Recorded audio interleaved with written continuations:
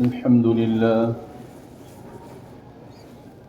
لله وكفى وسلام على عباده الذين اصطفى أما بعد فأعوذ بالله من الشيطان الرجيم بسم الله الرحمن الرحيم وأنفقوا مما رزقناكم من قبل أن يأتي أحدكم الموت فيقول رب لولا أخرتني إلى أجل قريب فأصدق وأكن من الصالحين ولن يؤخر الله نفسا إذا جاء أجلها والله خبير بما تعملون. قال النبي صلى الله تعالى عليه وآله وسلم من تشبه بقوم فهو منهم. صدق الله المولانا العظيم وصدق رسوله النبي الكريم ونحن على ذلك لمن الشاهدين والشاكرين والحمد لله رب العالمين.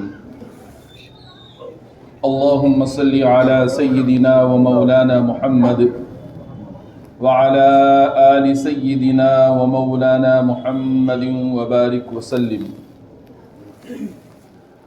بزرگان محترم اور عزیز دوستو، ہم سب کا یہ بنیادی عقیدہ ہے کہ ہم سب کو ایک دن موت آنی ہے، اور موت آنے کا ایک وقت مقرر ہے، لیکن وہ کب آئے گی اس کا حتمی اور یقینی علم کسی کو بھی نہیں. یہ صرف اللہ تبارک و تعالی ہی کو معلوم ہے کہ کس کی موت کب آئے گی. اللہ تعالیٰ نے قرآن کریم میں اس کو ارشاد فرمایا بِأَيِّ أَرْضٍ تَمُوتُ، کہ زمین پر کس کی موت کب واقع ہوگی یہ علم صرف اللہ رب العزت کو ہے. اور ہمارا یہ بھی عقیدہ ہے اور یہ بھی ماننا ہے کہ اس دنیا کے اندر ہم جس طرح کے اعمال کریں گے، مرنے کے بعد میں اللہ تبارک و تعالی اسی اعمال کے مطابق ہمارے ساتھ معاملہ اور حشر فرمائیں گے. ہم یہ بھی اچھی طرح سے جانتے ہیں اور ہمارا بنیادی عقیدہ یہ بھی ہے کہ اس دنیا کے اندر اگر کسی شخص نے رائی کے دانے کے برابر کوئی اگر نیک عمل کیا ہوگا، اس کا بدلہ اس کو وہاں پر مل کر رہے گا، اور اگر کسی نے رائی کے دانے کے برابر کوئی برائی کی ہوگی، اس برائی کا بدلہ بھی اس کو وہاں پر مل کر رہے گا. وَمَن يَعْمَلْ مِثْقَالَ ذَرَّةٍ خَيْرًا يَرَهُ وَمَن يَعْمَلْ مِثْقَالَ ذَرَّةٍ شَرًّا يَرَهُ. اس میں اللہ رب العزت نے اس بات کو ارشاد فرمایا ہے.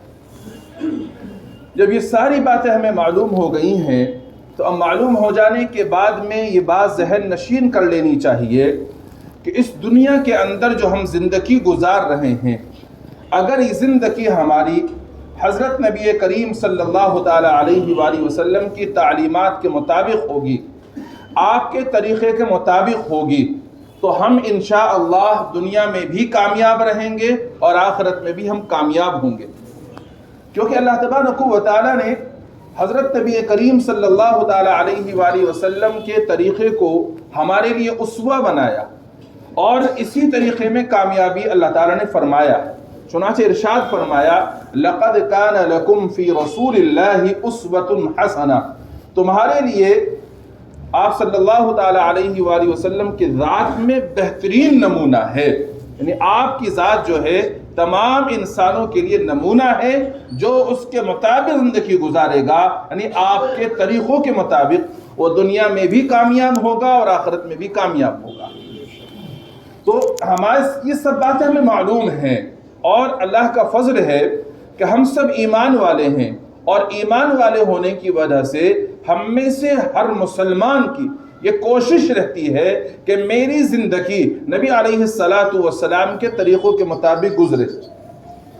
ہر ایک انسان گزارنا چاہتا ہے، ہر ایک ایمان والا اس طریقے کے مطابق زندگی گزارنا چاہتا ہے. مگر ہو یہ رہا ہے کہ جس معاشرے کے اندر ہم لوگ رہ رہے ہیں، جس کلچر میں ہم زندگی گزار رہے ہیں، ہماری کچھ چاہت اور تمنا تھوڑی سی یہ ہو جاتی ہے کہ تھوڑا سا ہم ان کے جیسا بھی زندگی گزار لیں، تھوڑا ہم ان کے ماحول میں بھی رہ لیں۔ تو اس وجہ سے بعض اوقات ہم ایسے کام کر گزرتے ہیں کہ جو دوسروں کی نقالی ہوتی ہے اور وہ شریعت کے اندر حرام اور ممنوع ہوتا ہے، ہم اس کو کر گزرتے ہیں، اور ہم اس کو بعض مرتبہ گناہ بھی سمجھ رہے ہوتے ہیں اور بعض اوقات ہم اس کو گناہ بھی نہیں سمجھتے۔ تو اس وجہ سے ہم لوگ دنیا میں دلدل کے اندر پھنستے چلے جاتے ہیں، اور آخرت میں ہم اپنے اوپر گناہوں کا انبار اکٹھا کر کے اللہ کی ناراضگی مول لے لیتے ہیں۔ اس لیے ہم زندگی دنیا میں جو گزار رہے ہیں، ہمیں اس میں ہر لمحہ یہ سوچنا چاہیے، غور کرنا چاہیے کہ ہم یہ جو عمل کر رہے ہیں یہ اللہ کو راضی کرنے والا ہے یا اللہ کو ناراض کرنے والا ہے۔ اگر ہمیں معلوم ہو کہ یہ اللہ کو ناراض کرنے والا ہے تو اس عمل کے قریب بالکل نہیں جانا، چاہے معاشرے کے سارے لوگ اس عمل کو کر رہے ہوں۔ اور اس عمل کے بارے میں ہمیں معلوم ہو جائے کہ یہ عمل اللہ کو راضی کرنے والا ہے تو ہمیں اس عمل کو جلدی سے اپنانا اور اختیار کرنا ہے، چاہے معاشرے کے سارے لوگ مل کر کے اس عمل کو نہ کر رہے ہوں۔ تو انشاءاللہ پھر ہمیں کل قیامت کے دن شرمندگی کا سامنا نہیں کرنا پڑے گا۔ اب ہمیں یہ کیسے معلوم ہوگا کہ یہ طریقہ اور یہ عمل اللہ کو راضی کرنے والا ہے اور یہ طریقہ یہ عمل اللہ کو ناراض کرنے والا ہے؟ اس کے لیے ہمارے سامنے دو چیزیں حضرت نبی کریم صلی اللہ تعالی علیہ وآلہ وسلم چھوڑ کر گئے ہیں۔ ایک تو قرآن کریم کو چھوڑا ہے آپ نے، دوسرے احادیث کو چھوڑا ہے، کتاب اللہ اور حدیث رسول اللہ، یہ دو چیزیں چھوڑ کر گئے ہیں۔ اللہ کے نبی علیہ السلام نے ارشاد فرمایا، میں تمہارے لیے دو چیزوں کو چھوڑ کر جا رہا ہوں، ان کو مضبوطی سے تھام لو، ایک کتاب اللہ، ایک سنت رسول اللہ۔ جس نے ان دونوں چیزوں کو مضبوطی سے تھام لیا وہ سمجھ لیجئے کامیاب ہو گیا۔ تو اب ہمیں یہ دیکھنا ہے کہ قرآن کریم کے اندر کون سے اعمال ایسے ہیں جو اللہ کو راضی کرنے والے اللہ نے ارشاد فرمائے ہیں، سمجھ لیجئے وہ اللہ کو راضی کرنے والے اعمال ہیں۔ اور احادیث مبارکہ کا میں جائزہ لیں گے ہم کہ جو ہم یہ عمل کر رہے ہیں یا ہمارے معاشرے کے اندر یہ جو طریقہ چل رہا ہے، آیا یہ طریقہ حدیث کے سے ثابت ہے یا نہیں ہے؟ اگر حدیث سے ثابت ہے ٹھیک ہے، ہم کریں گے اس کو، اور اگر حدیث سے ثابت نہیں ہے ہمیں اس کے قریب نہیں جانا ہے۔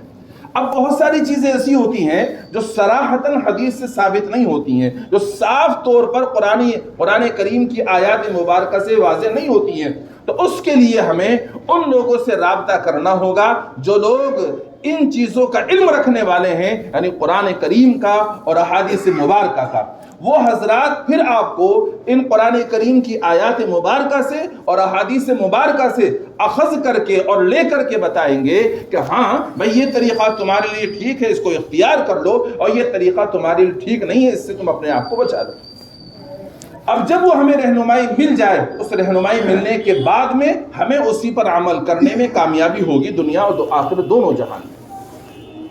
اللہ تبارک و تعالیٰ نے یہ جو ہم لوگوں کو صحت دی ہے، اللہ تعالیٰ نے جو ہمیں جوانی دی ہے، یہ صحت اور جوانی اللہ رب العزت کی بہت بڑی نعمت ہے۔ اس لیے حدیث مبارکہ میں بتایا گیا، ارشاد فرمایا گیا کہ اس جوانی کی قدر کر لو بڑھاپے کے آنے سے پہلے پہلے۔ جب بڑھاپا آ جائے گا تو بڑھاپا آنے کے بعد میں آپ بہت سارے کام کرنے کی کوشش کرو گے، لیکن بڑھاپے کی وجہ سے وہ کام نہیں کر سکتے۔ اس لیے جوانی جو اللہ رب العزت نے دی ہے یہ بہت بڑی نعمت ہے، اور اس جوانی کے اندر ہمارے اعضاء طاقتور ہوتے ہیں اور ہم بہت سارے ایسے کام کر گزریں گے کہ جن کو کرنے میں ہمیں کوئی مشقت بھی نہیں ہوگی، کوئی دشواری بھی پیش نہیں آئے گی، لیکن اللہ تبارک و تعالیٰ کے یہاں اس کا اجر بہت زیادہ لکھا جائے گا۔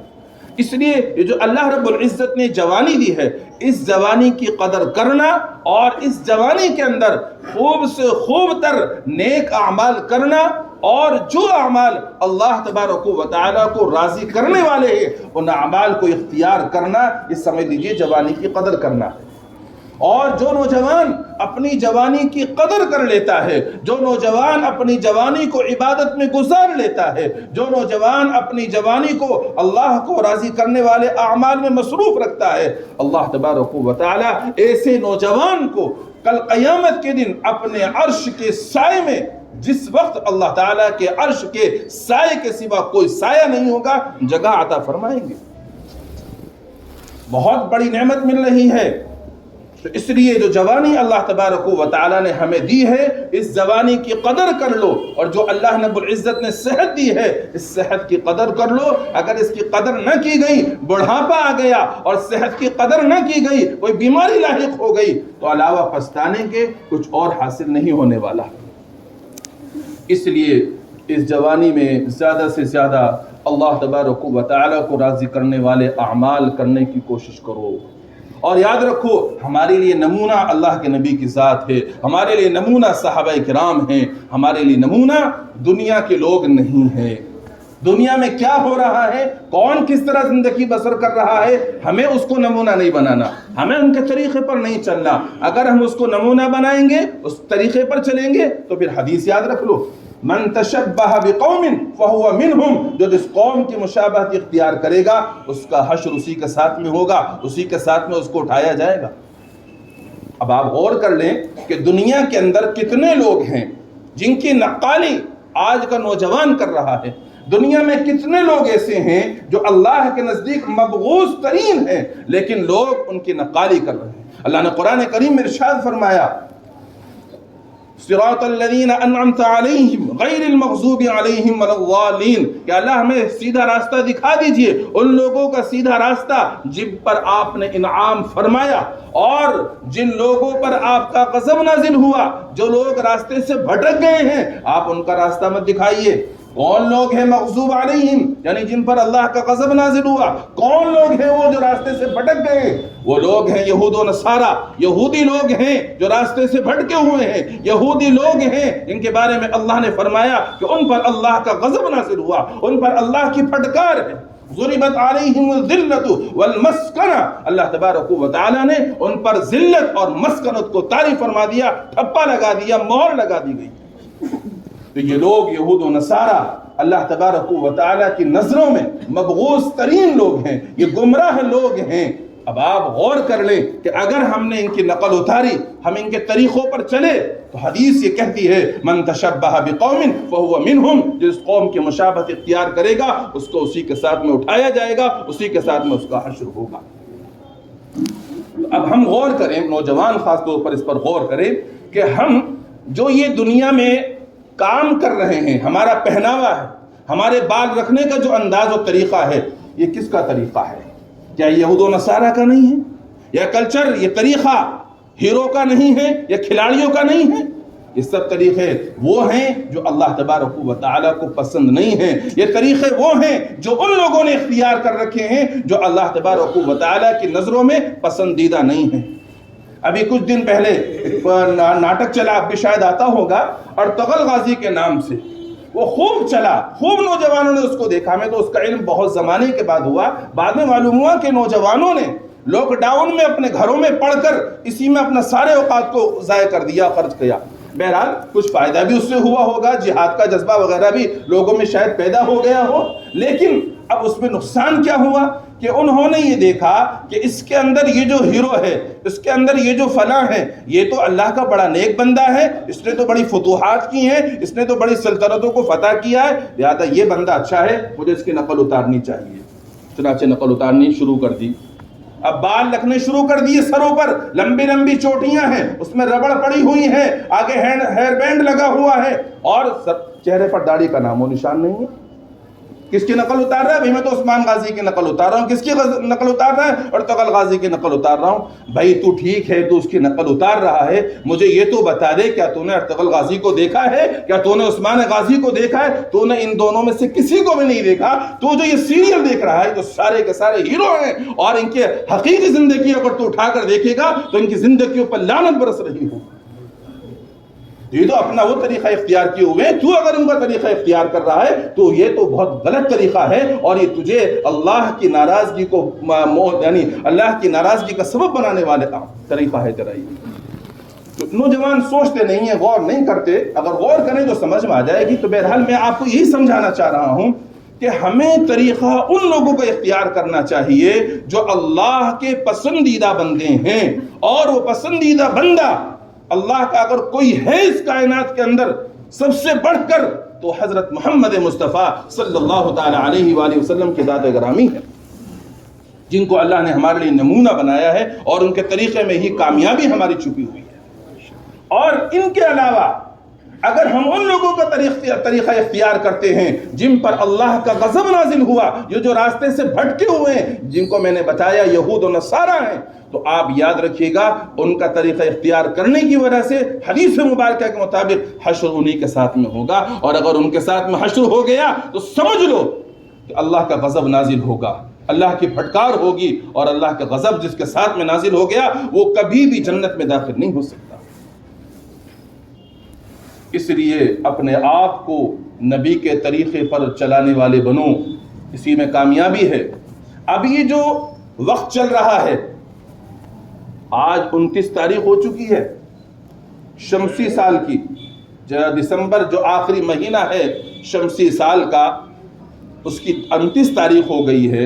اب ہمارے نوجوانوں کا انتظار ہو رہا ہے، 31 تاریخ آئے گی، پہلی تاریخ ہوگی، رات کے 12 بجیں گے، میں جلدی سے سب سے پہلے ہیپی نیو ایئر کہوں گا، میں جلدی سے سب سے پہلے آتش بازی چھوڑوں گا، میں سب سے پہلے دوسرے کے پاس میں ہیپی نیو ایئر کا کارڈ بھیجوں گا، میں جلدی سے لائٹ بند کر کے آپس میں ایک دوسرے سے گلے مل کر کے مبارکباد پیش کروں گا۔ اور اس نوجوانوں کے دلوں میں یہ امنگیں ہوں گی، تمنائیں ہوں گی۔ یاد رکھو یہ طریقہ بالکل اسلامی نہیں ہے، یہ طریقہ یہود و نصارہ کا ہے، یہ طریقہ گوروں کا ہے، یہ طریقہ مسلمانوں کا نہیں ہے۔ اور بتاؤ، عرض کروں میں آپ سے، 25 دسمبر کو ان کا عقیدہ ہے کہ سیدنا عیسیٰ علی نبینا علیہ السلام کی ولادت ہوئی ہے، اور وہ 25 دسمبر سے ہی خوشی مناتے ہیں، اور اس خوشی کی انتہا جو ان کی ہوتی ہے وہ نئے سال پر ہوتی ہے۔ اور اس موضوع پر میں گزشتہ جمعے بیان کر چکا ہوں۔ تو اس لیے جو یہ خوشی منا رہا ہے، یہ منانا یہ یہود و نصارہ کا طریقہ ہے۔ اب ایک بات اور میں عرض کروں آپ سے کہ یہ بتائیے مجھے کہ یہ خوشی کا موقع ہے کیسے؟ ہیپی نیو ایئر، یہ ہیپی ایک دوسرے کو مبارکباد دینے کا موقع کس اس سے آپ کہہ رہے ہیں؟ کوئی بتا سکتا ہے مجھے؟ کوئی کھڑا ہو کر یہ بتائے مجھے کہ مفتی صاحب اس لیے ہم مبارکباد پیش کرتے ہیں؟ بھئی بچی کا نکاح ہوا، مبارکباد دیجیے، حدیث سے ثابت ہے، عید کا دن ہے، مبارکباد دیجیے، کوئی حرج نہیں ہے، کسی کی یہاں بیٹے کی ولادت ہوئی ہے، مبارکباد دیجیے، کوئی حرج نہیں ہے۔ لیکن یہ کون سا موقع ہے مبارکباد دینے کا؟ کوئی سمجھ میں تو بات ہے؟ بھئی نیا سال شروع ہوا، نیا سال شروع ہونے کا مطلب کیا ہے کہ آپ کی زندگی کا 1 سال کم ہو گیا۔ اب جب 1 سال کم ہو گیا تو یہ خوشی کی بات ہے؟ یہ تو غم کی بات ہے بھائی۔ آپ موت کے 1 سال اور قریب چلے گئے، جب موت کے 1 سال قریب چلے گئے تو یہ خوشی کا موقع کہاں سے ہو گیا؟ یہ ہے خوشی کا موقع؟ نہیں سمجھ میں آ رہی بات؟ نہیں۔ اب سمجھو پھر تفصیل سے، مثال سے سمجھو، مثال سے بات اچھی طرح سمجھ میں آتی ہے۔ فرض کیجئے گا ایک نوجوان ہے، اس کو حکم دے دیا گیا کہ اس کو پھانسی دی جائے گی۔ اب اس کو پھانسی دی جانی ہے، وہ غازی آباد سے چلا اور اس کو کہہ دیا گیا کہ تمہیں جو پھانسی دی جائے گی وہ فرض کیجئے گا نئی دلی دی جائے، نئی دلی ریلوے اسٹیشن کے پاس دی جائے گی۔ اب راستے میں اسٹیشن پڑ رہے ہیں، لوگ اس سے جو متعلقین ہیں، اس کے دوست و احباب اس سے ملاقات کر رہے ہیں۔ اب جو اس سے ملاقات کر رہے ہیں، غازی آباد سے چلا، تھوڑا آگے بڑھا، ملے، مبارک، اس سے ملاقات کی، تو ملاقات کرنے کے وقت میں کوئی اس کو یہ کہتا ہے کہ بھئی مبارک ہو، تو موت کے قریب چلا گیا؟ کوئی کہتا ہے؟ اس کے بعد تھوڑا اور آگے بڑھا، وہ کہ بھئی اب تیرے 2 اسٹیشن اور باقی رہ گئے، مبارک ہو تجھے، موت کے قریب چلا گیا؟ کوئی مبارکباد نہیں دیتا۔ کیوں؟ اس لیے کہ اس بندے کی موت قریب آ گئی ہے، پھانسی کا حکم سنا دیا گیا ہے، اور یہ ہر اسٹیشن سے آگے بڑھتے ہوئے اپنے موت کے قریب چلا جا رہا ہے، لہذا اس کو مبارکباد نہیں دی جائے گی۔ تو میرے بزرگوں جس طرح سے اس نوجوان کو جس کو پھانسی کا حکم سنا دیا گیا کوئی مبارکباد دینا عقل مندی کی بات نہیں سمجھتا، تو ہمارے بھی اسی طریقے سے جب دن ایک ختم ہو رہا ہے، سال ختم ہو رہا ہے، تو ہم موت کے بالکل قریب ترین چلے جا رہے ہیں، یہ کوئی مبارکباد دینے کا موقع نہیں ہے۔ موت کے قریب جانا یہ کوئی مبارکبادی کا موقع تھوڑی ہے۔ اس لیے عقل مند آدمی مبارکباد دینا پسند نہیں کرے گا، اور آپ میری سمجھ سے آپ سب سے زیادہ عقل مند لوگ ہیں۔ اگر آپ عقل مند نہ ہوتے تو آپ مذہب اسلام کو قبول نہ کرتے۔ اللہ رب العزت نے آپ کو عقل دی، آپ کو سمجھ دی، اور آپ نے کلمہ پڑھا، اور آپ نے کلمہ پڑھ کر یہ اقرار کر لیا کہ میں اپنے آپ کو اس کا پابند کرتا ہوں کہ میں اللہ کے طریقے پر، اللہ کے حکم پر اور نبی کے طریقے پر زندگی گزاروں گا۔ تو آپ سب سے زیادہ عقل مند ہیں۔ اگر آپ عقل مند ہیں اور عقل مندی کا آپ نے ثبوت دیا، تو اب یاد رکھو کسی کی موت اگر قریب آ جائے تو اس کو مبارکباد نہیں دی جاتی۔ تو اب یہ جو نیا سال شروع ہونے والا ہے نا، یہ آپ کی اور میری زندگی کا ایک سال کم کر رہا ہے، موت کے قریب کر رہا ہے، فنا کی طرف سے لے جا کر ہمیں بقا کی طرف لے جا رہا ہے۔ لہذا اب ہمیں کسی کو مبارکباد دینے کا کوئی موقع نہیں ہے، کوئی موقع محل نہیں ہے کہ اس کو مبارکباد دی جائے۔ اس لیے اس سے اپنے آپ کو بچانا ہے۔ کوئی ہیپی نیو ایئر وغیرہ کہنے کی آپ کو ضرورت کسی کو بھی نہیں ہے، نہ میسج کرنے کی ضرورت ہے، اور نہ ہی کسی کو زبانی طور پر مبارکباد دینے کی ضرورت ہے، چونکہ آپ سمجھ چکے ہیں اور آپ عقل مند ہیں۔ دوسری بات، اگر آپ آتش بازی چھوڑ رہے ہیں، آپ روڈوں پر، چوراہوں پر اگر آتش بازی چھوڑ کر اس نئے سال کا افتتاح کر رہے ہیں، تو یاد رکھیے گا یہ آتش بازی چھوڑنا یہ فضول خرچی میں آتا ہے، اور فضول خرچی کرنے والوں کو قرآن نے فرمایا ان المبذرین کانوا اخوان الشیاطین، کہ فضول خرچی کرنے والے شیطان کے بھائی ہیں۔ اب آتش بازی چھوڑنا چاہ رہے ہو تو چھوڑو، لیکن آپ قرآن کے مطابق شیطان کے بھائی ہو جائیں گے۔ کون کون چاہتا ہے کہ میں شیطان کا بھائی بنوں؟ کوئی نہیں چاہتا۔ جب نہیں چاہتے نا تو اس آتش بازی سے اپنا آپ کو دور رکھنا ہے، کوئی پھول جھڑیاں، کوئی آتش بازی بالکل نہیں چھوڑنی ہے۔ نوجوان بہت سمجھدار ہیں، گزشتہ سال بھی سمجھایا تھا، تو ماشاءاللہ قریب کے کسی بھی علاقے سے ہمیں رات کے 12 بجے تک کوئی آتش بازی کس طرح کی آوازیں نہیں آئی تھیں۔ انشاءاللہ مجھے امید ہے کہ اس سال بھی آپ ضرور عمل کریں گے۔ اور تیسرا نمبر آتا ہے میوزک کا، میوزک چلانا، گانے باجے بجانا، یہ سب بھی اسلام میں جائز نہیں ہے۔ حدیث کا میں مفہوم آپ کو بتا دیتا ہوں۔ نبی علیہ السلام نے ارشاد فرمایا ایک وقت ایسا آئے گا کہ لوگوں کی صورتیں مسخ کر دی جائیں گی، خنزیر کی، بندر کی بنا دی جائیں گی۔ یہ وہ لوگ ہوں گے جو میوزک میں اور گانے بازوں میں مشغول ہوں گے، باوجود یہ کہ یہ کلمہ پڑھنے والے ہوں گے، نماز پڑھنے والے ہوں گے، روزہ رکھنے والے ہوں گے، لیکن میوزک میں، گانے بازوں میں منہمک ہونے کی وجہ سے اللہ تبارک و تعالیٰ ان کی صورتوں کو مسخ کر دے گا۔ تو کہیں ڈرنا اس بات سے، میوزک چلاتے ہوئے، گانے چلاتے ہوئے اس بات سے ڈرنا کہ کہیں ایسا نہ ہو کہ جن لوگوں کی صورتیں مسخ کی جائیں گی، جن کو خنزیر اور بندر کا بنا دیا جائے گا، اس گانے باجے بجانے کی وجہ سے کہیں میں ان جیسا نہ بن جاؤں۔ اس بات سے ڈرنا، ڈرو گے تو پھر آپ اس گانے بازوں کے قریب نہیں جاؤ گے۔ پھر کرنا کیا ہے میرے بھائیوں؟ کچھ کرنے کی ضرورت نہیں ہے۔ اگر کرنا ہے تو یہ نیا سال شروع ہو رہا ہے، اس میں اپنا محاسبہ کر لو، اپنا جائزہ لے لو کہ جو اللہ تبارک و تعالیٰ نے اب تک کی مجھے زندگی دی تھی، اس زندگی میں سے کون کون سے لمحات ایسے ہیں جن کو میں نے اللہ کی رضا کے مطابق گزارا ہے، اور کون کون سے لمحات ایسے ہیں جن کو میں نے اللہ کی ناراضگی کے مطابق گزارا ہے۔ جن لمحات کو اللہ کی رضا کے کاموں میں گزارا اس پر اللہ کا شکر ادا کر لو، اور جہاں اللہ کی نافرمانیاں ہو گئیں، اللہ کی ناراضگی والے کام ہو گئے، اس پر اللہ کی بارگاہ میں معافی مانگ لو، وہ غفور الرحیم ہے، وہ ضرور بے ضرور معاف فرما دے۔ اور آئندہ کی جو زندگی بچی ہے اللہ سے وعدہ کرو میرے پروردگار آپ نے جو زندگی عطا فرمائی ہے اس میں سے کچھ وقت گزر گیا، کچھ وقت باقی ہے، مجھے معلوم نہیں کتنا ہے، جتنا بھی ہے اس وقت کو مجھے اپنی رضا والے کاموں میں گزارنے کی توفیق عطا فرما دیجیے۔ بس یہ محاسبہ کر لو، اس کی کوشش کر لو، اور انشاءاللہ پھر آنے والا سال جو آپ کا صحیح گزرے گا۔ اچھا آپ ایک بات پر اور غور کیجئے گا جب آپ دکان کا افتتاح کرتے ہیں، دکان نئی طرح سے کھولنا چاہتے ہیں، ادگھاٹن کرتے ہیں، یا روزانہ ہی صبح میں آپ اپنی دکان جب کھولتے ہیں تو آپ کی کوشش کیا ہوتی ہے؟ بھئی میں اللہ کا نام لے کر دکان کھول لوں، اللہ کا نام لے کر دکان کھولوں گا تو انشاءاللہ میری دکان میں برکت ہوگی۔ اگر کوئی گانے باجا والا بھی ہوتا ہے نا، وہ بھی گانے سے شروعات نہیں کرتا، وہ بھی پہلے تھوڑی دیر کے لیے موبائل میں ہی چلائے چاہے، لیکن قرآن کریم کی تلاوت شروع کر دیتا ہے کہ تاکہ میری دکان میں جب اللہ کے نام سے شروع کی جائے گی تو برکت ہوگی۔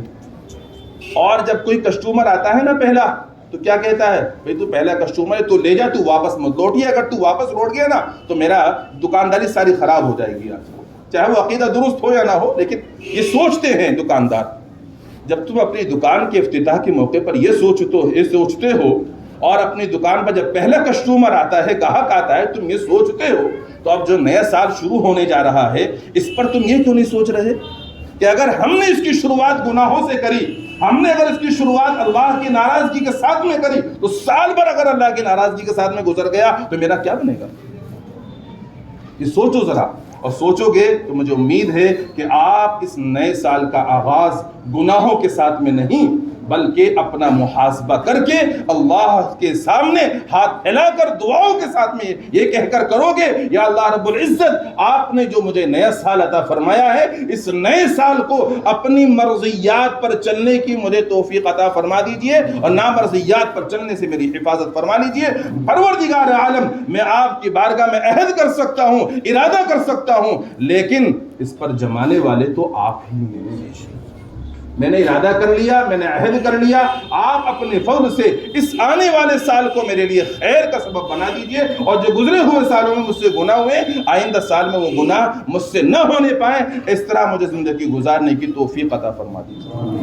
تو اس طرح کریں گے سب انشاءاللہ۔ اللہ تعالیٰ اپنے فضل سے ہمیں غیروں کی نقالی کرنے سے محفوظ فرما لے۔ حضرت نبی کریم صلی اللہ تعالیٰ علیہ وآلہ وسلم کے طریقوں کے مطابق زندگی گزارنے کی توفیق مرحمت فرمائے۔ وآخر دعوانا ان الحمد للہ رب العالمین۔